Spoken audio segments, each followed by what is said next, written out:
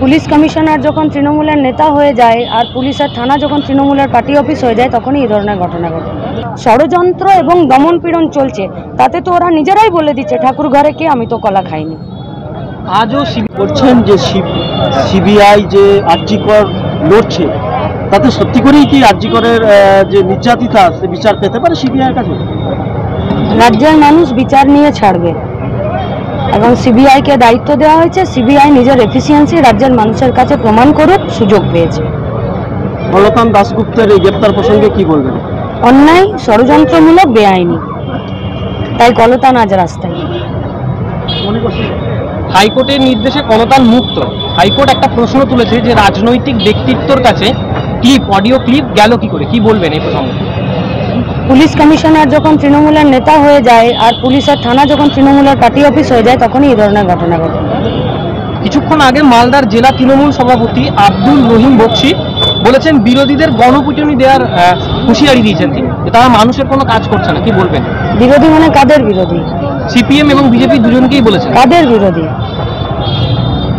মানুষ তো মানুষের বিরোধীদের যদি গণপিটুনি দিয়ে দেয় তখন কি হবে? এখনো কি আরজিকরের যেভাবে তদন্ত চলছে তাতে করে আপনারা কতটা স্যাটিসফাইড? নির্যাতিতার দোষীদের শাস্তির দাবিতে শেষ দেখে ছাড়ার লড়াইয়ে গোটা রাজ্যের মানুষ নেমেছে। ফলে তো এই রাজ্যটার নাম পশ্চিমবঙ্গ, এবং পশ্চিমবঙ্গের সাধারণ মানুষ যখন লড়াইটাকে রাস্তাতে নিয়ে চলে আসে তখন যারাই এই বিচার দেওয়ার দায়িত্বে থাকে তাদেরকেও সমঝে চলতে হয়। তারা সমঝে চলুক, নইলে মানুষ মানুষেরটা বুঝে নেবে। দেখুন, আমি ইনভেস্টিগেশন অফিসার নই, কিন্তু যেভাবে মানুষের প্রতিবাদ এবং তার বিপক্ষে তৃণমূল এবং সরকারের আন্দোলনকারীদের বিরুদ্ধে ষড়যন্ত্র এবং দমন পীড়ন চলছে, তাতে তো ওরা নিজেরাই বলে দিচ্ছে ঠাকুর ঘরে কে, আমি তো কলা খাইনি। আজও সিবিআই দপ্তরে বিরূপাক্ষকে তলব করা হয়েছে এবং তার সাথে থানা সাব ইন্সপেক্টরের কাছে। কি বলবেন এই বারংবার তলব তাদেরকে করা হচ্ছে? আমি তো জানি যখন কোনো একটা বিষয়ে ইনভেস্টিগেশন যে সংস্থা আছে তারা যখন ছানবিন করে, তারা যখন তদন্ত করে, তো যাদের সঙ্গে যোগাযোগ পায় বা লিঙ্ক পায় তাদের সবাইকে জিজ্ঞাসাবাদ করে। এটা তো তারা পরে পেল, গোটা রাজ্যের মানুষদের বহু আগে যাদের নাম বলছেন তাদেরকে অভিযুক্তের কাঠগড়ায় অলরেডি দাঁড় করিয়ে দিয়েছে, আর তার যথেষ্ট প্রমাণ সাক্ষ্য আছে। আপনি যেদিন সিবিআই দপ্তরে গেছিলেন সেদিন বেরিয়ে আসার পর সাংবাদিকদের উদ্দেশ্যে আপনি বলেছেন যে সিবিআই ডাকলে আবার আসবো এবং তারা তদন্তে যা সহযোগিতা করতে বলবে করবো। তাহলে কি সেরকম এমন কিছু তথ্য আছে যে যেটা তদন্তকে একটা মোড় ঘুরিয়ে দিতে পারে? সময় বলবে আমাদের কাছে কি আছে। কিছুদিন আগে কয়েকজন ডাক্তার নাম করলেন যে তারা ওষুধ জালিয়াতিতে এবং অভিষেক ব্যানার্জির নাম করলেন। হ্যাঁ, করেছি তো। অভিজ্ঞান নাম করেছি, বিরূপাক্ষের নাম করেছি, সন্দীপ ঘোষের নাম করেছি, এবং এদের সবার উপরে যিনি মন্ত্রী তিনি মমতা ব্যানার্জি, তিনি আছেন। ফলে তো কেউ নিজের দায় অস্বীকার করতে পারবেন না। আর মেটিয়া বুরুজে চোখের ছানির অপারেশন করতে গিয়ে 20 জনের যে চোখের আলো চলে গেছে, সেটা কি কেউ অস্বীকার করতে পারবে নাকি? যে জাল স্যালাইনের জন্যে আজকেও তো না কালকেও খবরের কাগজে বেরিয়েছে যে ওষুধের মান প্রতিদিন কমছে, আর সেটা তো শুধু সাধারণ মানুষ বলছে এমনটা নয়, ডাক্তাররাও বলছে। ওষুধের মান যারা পরীক্ষা করেন তারাও তো একই কথা বলছেন। ভারতবর্ষের বাইরে বিভিন্ন দেশে, আমাদের দেশে বাচ্চাদের জন্য যে ওষুধ তৈরি হয় সেই ওষুধগুলোর আমদানি ভারতবর্ষ থেকে অনেকে বন্ধ করে দিচ্ছেন, টেন্ডার ক্যান্সেল করে দিচ্ছেন। সে খবর কি পশ্চিমবঙ্গ সরকারের কাছে আছে?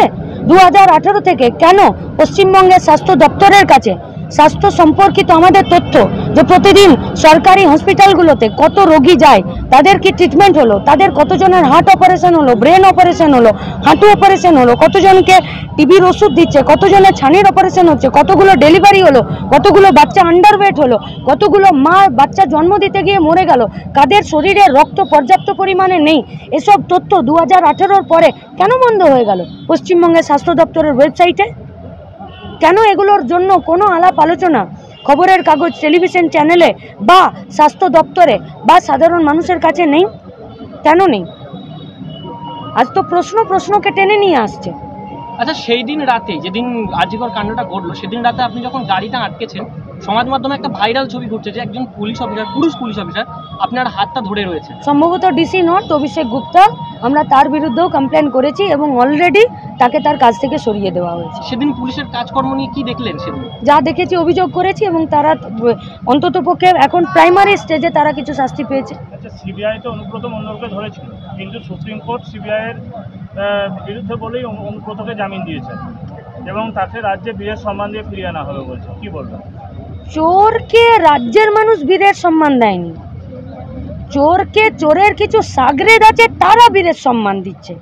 আর একজন চোর যদি জামিন পায় আর তার খুশিতে যারা ফিস্টি করে তারা চোরের সাগরেদই হয়, তাদেরকে সাধারণ মানুষ বলে দাগিয়ে দেবেন না।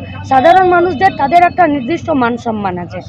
আর মোহন ভাগবত যখন খোলা ক্লিন চিট রাজ্যের সরকারকে দেয় যে আমরা রাজ্যের সরকারের পাশে আছি এবং তাকে সমর্থন জানাচ্ছি, তার সমস্ত সিদ্ধান্তকে ইমপ্লিমেন্ট করার জন্য আমরা তাকে সাহায্য করব, তখন অনুব্রতরা তো জামিন পাবেই। আমরা দেশ পরিচালনার শাসক প্রশাসক আরএসএস বিজেপি তৃণমূল এদের রাজনীতি এবং এদের দর্শনে পরিচালিত রাজ্য এবং দেশের সরকারের চলার অভিমুখ সম্পর্কে প্রশ্ন তুলছি, ধিক্কার জানাচ্ছি, ঘৃণা জানাচ্ছি। সম্প্রতি ডিবিসির সঙ্গে একটা করে বলেছে ডিবিসির জল বন্ধ করে দেবে রাজ্য সরকার। ডিবিসির আশেপাশে যে সমস্ত সাধারণ মানুষ থাকে তারাও হাসছে। এতে তো রাজ্যের ক্ষতি হবে। হয়েছে তো, এর আগে আলুর গাড়ি বন্ধ করে দিয়েছে আসাম বর্ডারে, আজ থেকে 3-4 বছর আগে, বা আমি ঠিক সময়টা বলতে পারছি না, এর আগে আরও একবার আলুর গাড়ি বন্ধ করে দিয়েছিল আসাম উড়িষ্যা ঝাড়খণ্ড বর্ডারে।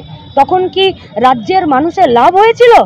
লাভ হয়েছিল আখেরে কিছু আঙুল ফুলে কলা গাছ হয়ে যায় দুর্নীতিগ্রস্ত দুষ্কৃতী রাজ্যের মানুষরা তাদের, এবং কিছু চেকপোস্টে এবং বর্ডার এলাকায় থানাগুলো থাকে তাদের। এর বাইরে তো কারো লাভ হয় না। ভারতবর্ষের সরকারও একই কাজ করছে। ভারতবর্ষের সঙ্গে আশেপাশের দেশগুলোর তার যা বৈদেশিক সম্পর্ক, কূটনৈতিক সম্পর্ক, সেগুলোকে প্রতিদিন তলানিতে নিয়ে আসছে।